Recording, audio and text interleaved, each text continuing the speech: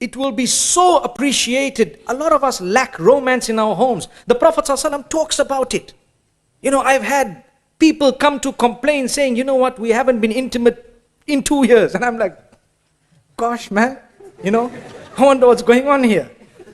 You have to make an effort, my brothers, my sisters.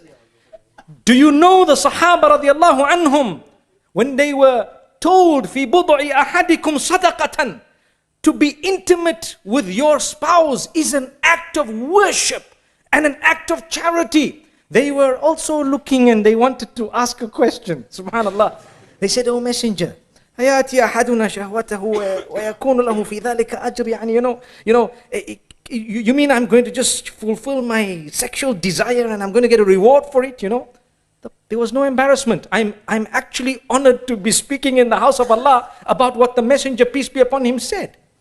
He said, hey, if you were to put your organ in haram, would you get a sin? They said, yes. Well, if you put it in halal, you'll get a big reward.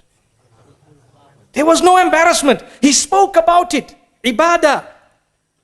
One day, may Allah grant this man Jannah, he passed away, one of the imams in one of the masajid back at home in South Africa. The imam was slightly late for Salatul Fajr.